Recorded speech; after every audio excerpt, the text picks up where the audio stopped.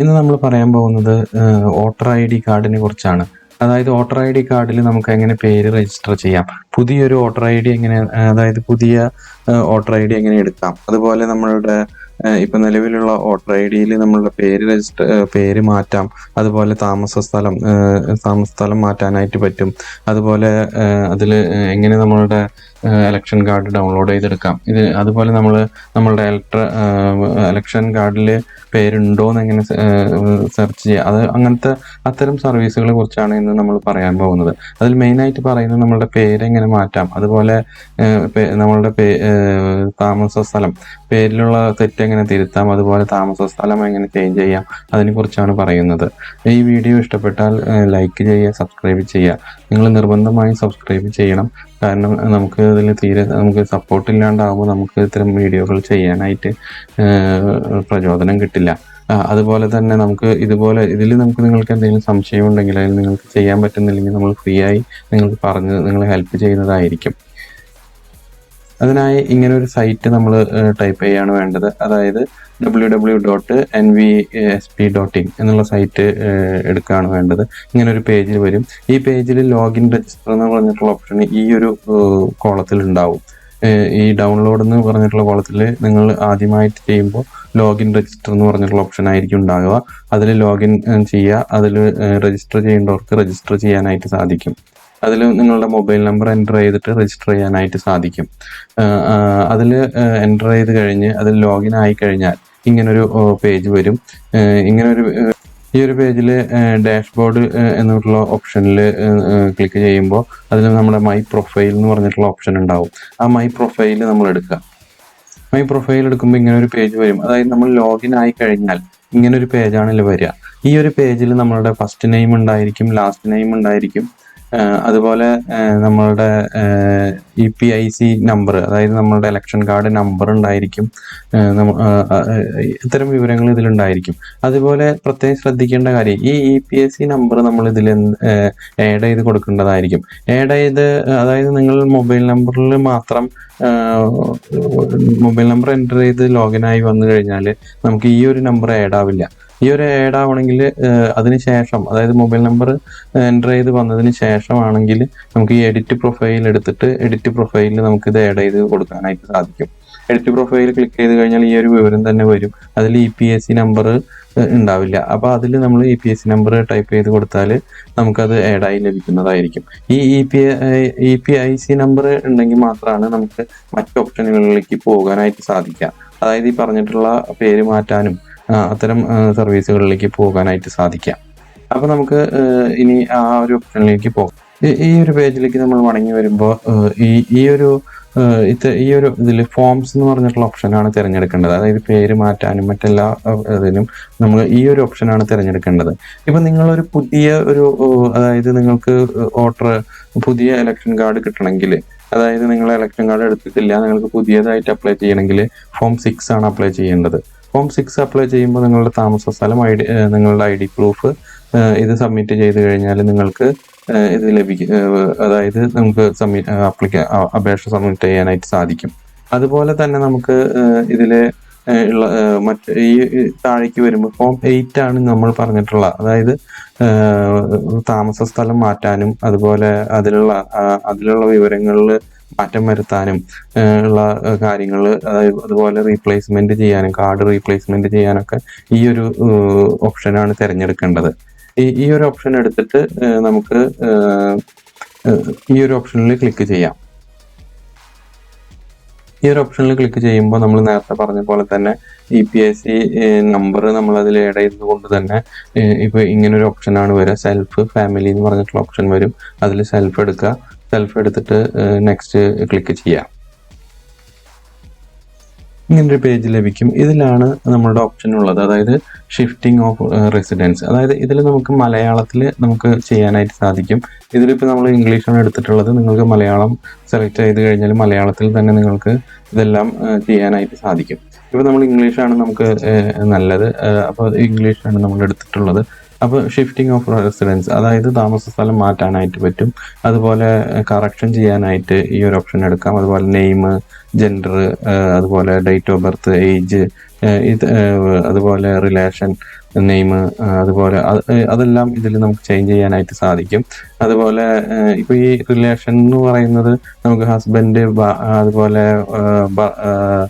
Father, അങ്ങനെയൊക്കെ നമുക്ക് change ചെയ്യും. ഇപ്പോൾ നമ്മൾ ഇപ്പോൾ വൈഫാണെങ്കിൽ വൈഫിൻ്റെ ഭർത്താവ്, വൈഫിൻ്റെ താഴെ ഇപ്പോൾ ഫാദറിൻ്റെ പേരാണെങ്കിൽ അത് മാറ്റി ഭർത്താവിൻ്റെ പേര് മാറ്റാനായിട്ട് സാധിക്കും.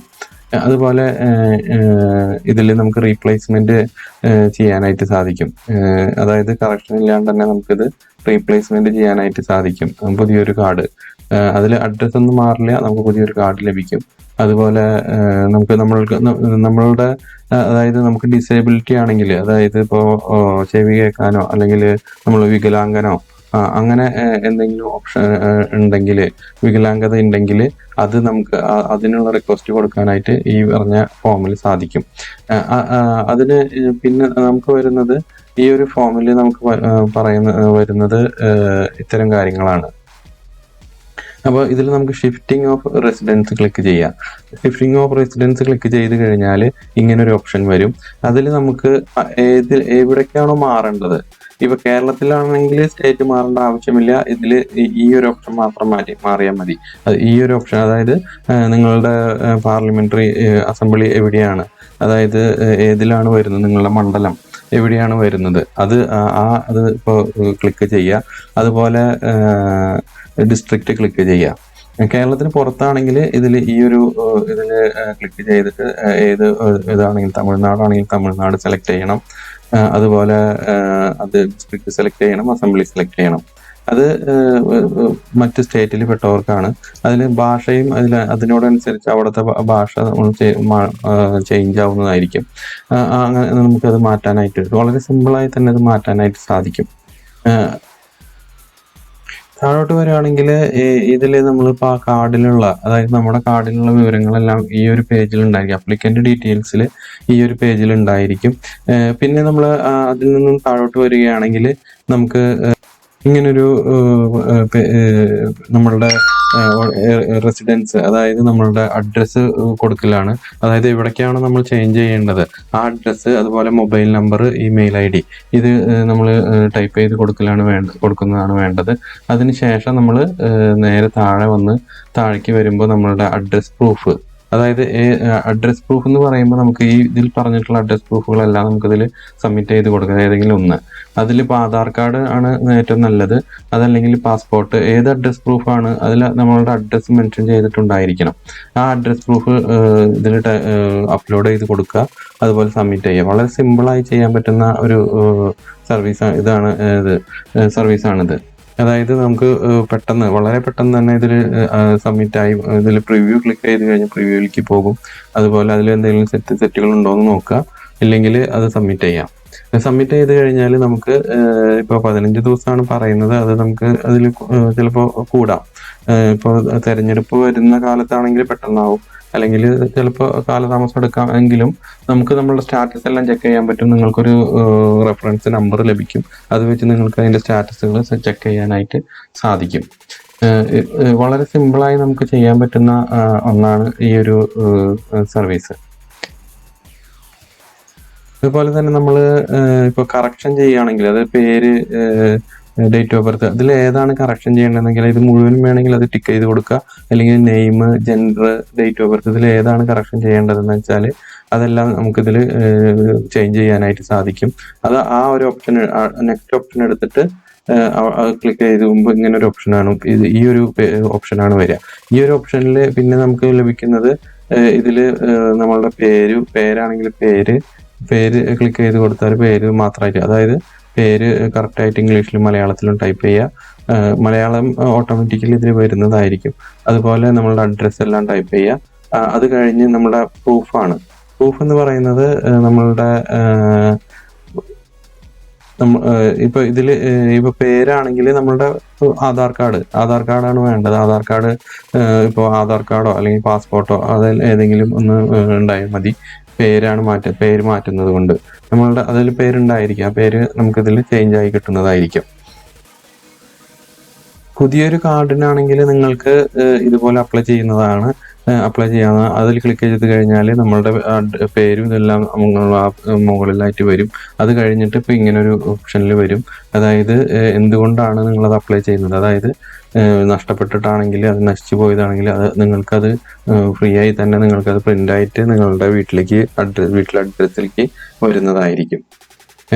ഇത്തരം സർവീസുകളാണ് ഇതിലിപ്പോൾ നമുക്ക് ഓൺലൈനായിട്ട് ചെയ്യാൻ പറ്റുന്നത്. വളരെ സിമ്പിളായി തന്നെ ചെയ്യാനായിട്ട് സാധിക്കും. നിങ്ങൾ ഇതുപോലെ ശ്രമിച്ചു. മറ്റൊരു ഓപ്ഷൻ എന്ന് പറയുന്നത് നമ്മളുടെ സെർച്ച്, അതായത് സെർച്ച് ഇലക്ഷൻ കാർഡ് റോളിൽ നമ്മളുടെ പേരുണ്ടോ എന്നുള്ളത് സെർച്ച് ചെയ്യലാണ്. അങ്ങനെ സെർച്ച് ചെയ്യാനായിട്ട് ഈ ഒരു ഓപ്ഷൻ ക്ലിക്ക് ചെയ്യുക. അപ്പോൾ ഇങ്ങനെ ഒരു ഓപ്ഷൻ വരും. ഈ ഓപ്ഷനിൽ നമ്മൾ ഇപ്പോൾ പേരും ഇതെല്ലാം ടൈപ്പ് ചെയ്തിട്ട് നമുക്ക് ചെയ്യാം. അതായത് ഏജ്, ഡേറ്റ് ഓഫ് ബർത്ത് ഇതെല്ലാം ടൈപ്പ് ചെയ്തിട്ട് നമുക്ക് നോക്കാം. അത് കറക്റ്റ് ആയില്ലെങ്കിൽ അത് വരണമെന്നില്ല. അതുകൊണ്ട് തന്നെ നമുക്ക് ഇതിൽ സെർച്ച് ബൈ EPIC നമ്പർ, അതായത് നമ്മളുടെ ഇലക്ഷൻ കാർഡ് നമ്പർ വെച്ച് ടൈപ്പ് ചെയ്ത് നോക്കാം.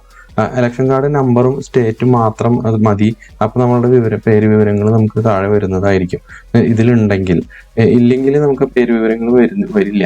അപ്പോൾ നമ്മൾ ഈ EPIC നമ്പർ മാത്രം മതി. അതുപോലെ സ്റ്റേറ്റും ഈ ഒരു കോഡ് എന്ന് പറഞ്ഞിട്ടുള്ള ഈ ഒരു കോഡ് ഇതിൽ എൻ്റർ ചെയ്ത് കഴിഞ്ഞാൽ നമ്മളുടെ പേര് വിവരങ്ങൾ താഴെ വരുന്നതായിരിക്കും. അങ്ങനെ നിങ്ങൾ സെർച്ച് ചെയ്ത് നോക്കുക, നിങ്ങളുടെ പേര് അതിലുണ്ടോ എന്നുള്ളത് സെർച്ച് ചെയ്യാനായിട്ട് സാധിക്കും. അതുപോലെ തന്നെ നിങ്ങൾ അപ്ലൈ ചെയ്തിട്ടുള്ള അതായത് ഫോം പൂരിപ്പിച്ച്, അതായത് ഇതിൽ അപ്ലൈ ചെയ്തിട്ടുള്ള ഒരു റെഫറൻസ് നമ്പർ ലഭിക്കും നിങ്ങൾ അപ്ലൈ ചെയ്യുമ്പോൾ. അതായത് പേര് മാറ്റാനോ അല്ലെങ്കിൽ നിങ്ങളുടെ താമസമോ അങ്ങനെ ഈ ഒരു ഓപ്ഷനിൽ ചെക്ക് ചെയ്യാനായിട്ട് സാധിക്കും. ഇതിൽ ചെക്ക് ചെയ്യാനായിട്ട് നമ്മളുടെ ഏത് സ്റ്റേറ്റാണ്, നമ്മൾ സ്റ്റേറ്റ് തിരഞ്ഞെടുക്കുക. അതുപോലെ റെഫറൻസ് ID തിരഞ്ഞെടുക്കുക. റെഫറൻസ് ID തിരഞ്ഞെടുത്ത് കഴിഞ്ഞാൽ നമുക്കതിൽ നമ്മളുടെ സ്റ്റാറ്റസ് ചെക്ക് ചെയ്യാനായിട്ട് സാധിക്കും. ഇതുപോലെ നമുക്ക് സെർച്ച് ചെയ്യുമ്പോൾ നമുക്ക് ഇതുപോലെ പേജ് വരും. അതായത് നമ്മൾ സബ്മിറ്റ് ചെയ്തു, അതുപോലെ നമുക്ക് ഉദ്യോഗസ്ഥനെ ഏർപ്പെടുത്തി, അതുപോലെ ഇനി ഫീൽഡ് വെരിഫിക്കേഷൻ ഉണ്ട്. അത് കഴിഞ്ഞാൽ നമുക്കത് അക്സെപ്റ്റഡോ റിജക്റ്റഡോ അത് നമ്മളുടെ ഡോക്യുമെൻ്റ് സബ്മിറ്റ് ചെയ്ത പോലെ അവർ നമ്മളെ കോൺടാക്ട് ചെയ്യും. എന്നിട്ട് നമുക്കത് ചെയ്ത് കിട്ടുന്നതായിരിക്കും. വളരെ സിമ്പിളായി തന്നെ ഓൺലൈനായി ചെയ്യാൻ പറ്റുന്ന സർവീസുകളാണ് ഇതെല്ലാം ഇലക്ഷൻ കാർഡിന് സംബന്ധിച്ചത്. നിങ്ങൾക്ക് എന്തെങ്കിലും ഇതിൽ ചെയ്യാൻ പറ്റുന്നില്ലെങ്കിലോ എന്തെങ്കിലും സംശയം ഉണ്ടെങ്കിൽ നമ്മൾ ഇവിടുന്ന് ഫ്രീ ആയി ഹെൽപ്പ് ചെയ്യുന്നതായിരിക്കും. ഈ വീഡിയോ ഇഷ്ടപ്പെട്ടാൽ നിങ്ങൾ ഷെയർ ചെയ്യുക, നിർബന്ധമായും സബ്സ്ക്രൈബ് ചെയ്യാം.